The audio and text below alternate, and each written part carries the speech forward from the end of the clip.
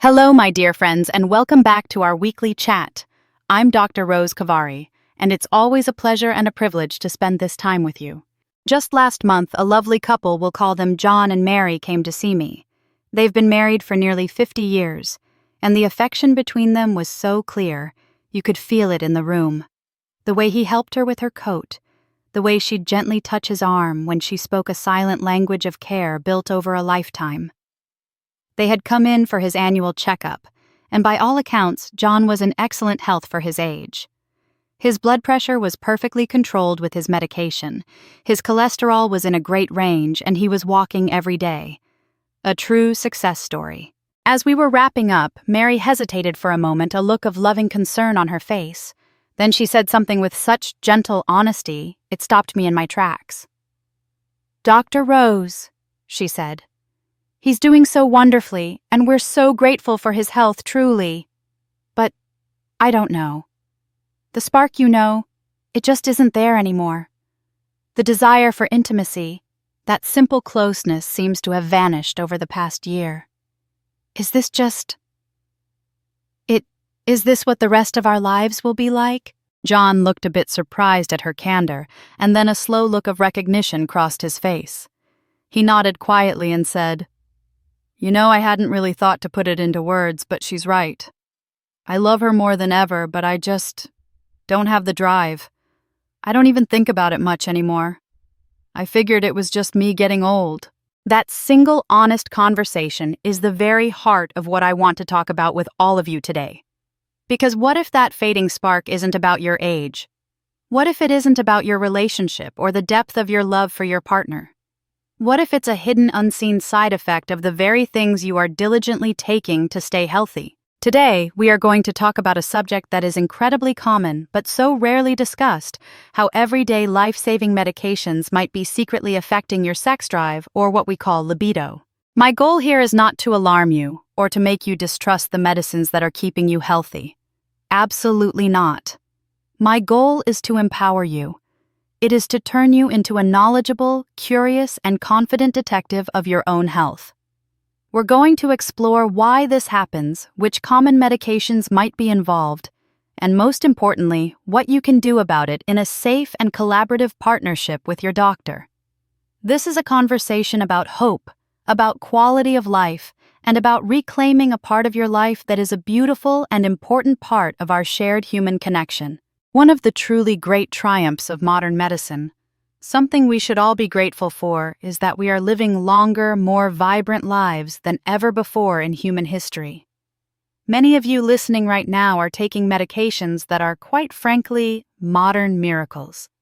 They are the guardians of your health, diligently protecting your heart from high blood pressure, stabilizing your mood, so you can enjoy your days managing chronic pain that might otherwise be debilitating and preventing serious, life-altering diseases. These medications are not your enemy. They are your powerful allies. But here, right at the intersection of long life and quality of life, lies a gentle and often unspoken paradox. Sometimes in the very process of helping one part of our body function beautifully, these same medications can have unintended ripple-like effects on another part. And one of the most common yet most profoundly underdiscussed of all these side effects is a noticeable decrease in libido. It's such a frustrating situation, and I see the confusion it causes in my patients' eyes every week. You are doing everything right. You are following your doctor's advice. You're taking your pills dutifully as prescribed every morning. You're actively managing your health conditions. You're being a good patient, and yet you feel this slow, creeping loss of desire that you simply can't explain. It's so easy and so common to internalize this feeling. It's easy to start blaming yourself, to think, "What's wrong with me?" Or to simply sigh and resign yourself to the pervasive myth that a dwindling sex drive is an inevitable, non-negotiable part of aging. But today I want to invite you to reframe that thought entirely. Libido is not just some frivolous optional extra. It is a vital sign, just like your blood pressure or your heart rate. It is a barometer of your overall well-being. It's deeply and intricately connected to your energy levels, your mood, your self-confidence, your stress levels, and your body's complex hormonal symphony.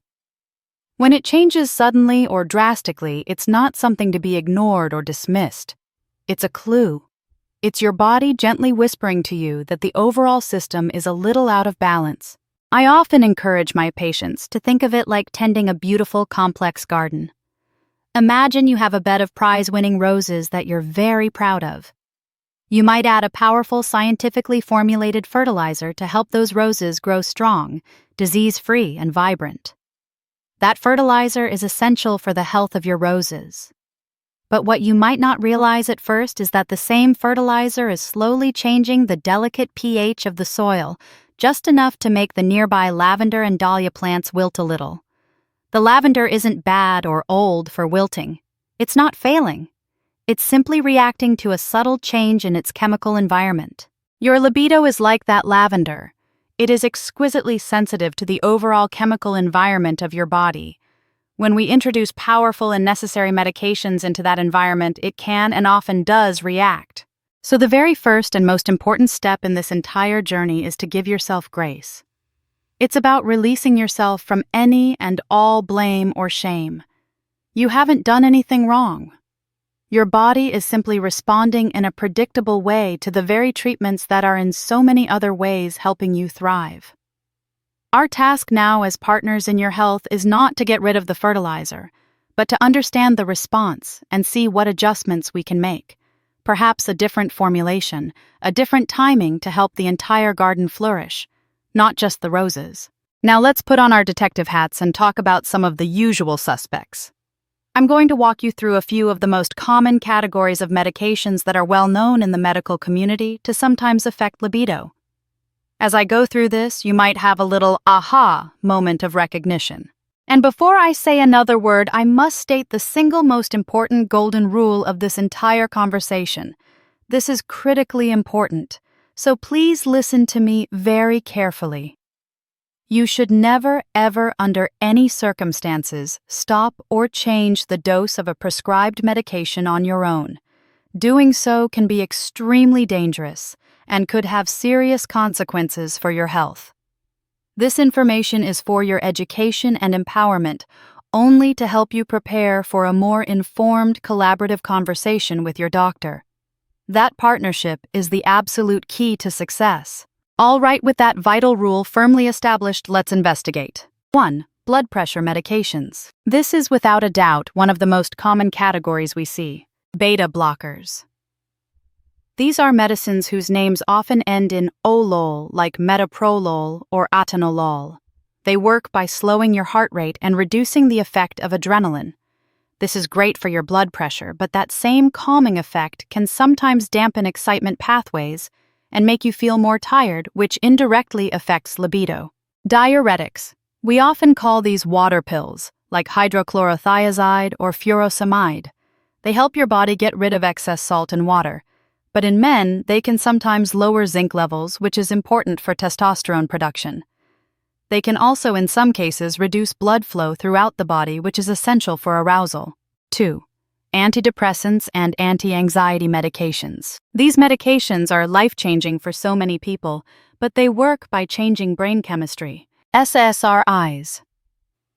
This is the most prescribed class, including names like Prozac, Zoloft, or Lexapro. They work by increasing a brain chemical called serotonin, which helps improve mood. However, serotonin can sometimes act like a brake on the pathways for dopamine, which is a brain chemical linked to desire. It's a delicate balancing act. 3. Statins for cholesterol. Statins like Lipitor or Crestor are fantastic at protecting against heart attacks. But cholesterol itself isn't all bad. It's actually the fundamental building block your body uses to make hormones, including testosterone. While the link isn't definitive for everyone, some reports suggest that dramatically lowering cholesterol can, for some individuals, lead to a noticeable drop in libido and energy. 4. Prostate medications. As a urologist, I work with these medications every day. 5-alpha reductase inhibitors like finasteride or dutasteride.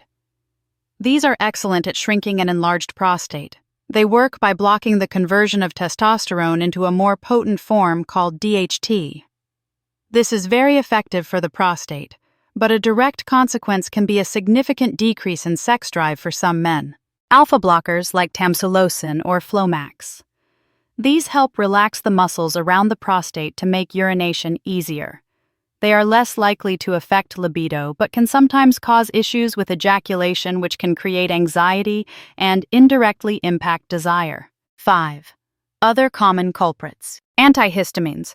Older ones like Benadryl can have a sedating effect that dampens desire. Opioid pain relievers. These are powerful and necessary for severe pain, but are well known to suppress hormone production and libido. Certain heartburn medications. Long-term use of some types like Tagamet-cimetidine has been linked to hormonal effects. Seeing a medication you take on this list is not a cause for panic. It's simply a clue, a piece of information for our detective work. Now, to be good, thorough detectives, we have to look at all the clues at the scene, not just the most obvious one. While a new medication is often a primary suspect when libido changes, it's not always the only factor. Often, it's part of a more complex puzzle. Let's look at a few other important clues to consider. Clue number 1, the underlying health condition itself. Think about this. Why are you taking the medication in the first place? If you're on a pill for heart disease, the underlying condition itself can lead to fatigue and changes in circulation that affect desire. If you're taking medication for diabetes, the diabetes itself can affect nerve function and energy levels. Sometimes we blame the fertilizer when it's actually the soil, the underlying illness, that is contributing to the problem. Clue number 2, the weight of chronic pain and fatigue. Many medications are for conditions that involve chronic pain or persistent fatigue. These two things are notorious libido killers completely on their own. When you are in constant pain, your body is in a state of high alert and stress. The last thing your brain wants to prioritize is intimacy. It's focused on managing discomfort. The same is true for the deep, bone-weary fatigue that can come with many chronic conditions. Clue number 3, the psychological impact of a diagnosis. Living with a chronic illness can be emotionally heavy. It can change how you see yourself. You might start to feel more like a patient than a vibrant person. There can be shifts in body image, self-esteem, and mood that have nothing to do with the medication's chemistry, but everything to do with the emotional journey of managing a long-term health issue. So it's important to remember that this is often a puzzle with multiple pieces. The medication might be one piece, but the illness itself and the fatigue or pain that comes with it might be other crucial pieces. This understanding helps you have an even richer, more complete conversation with your doctor. So you have this new awareness. What do you do with it? This is where we move from passive worry to empowered action.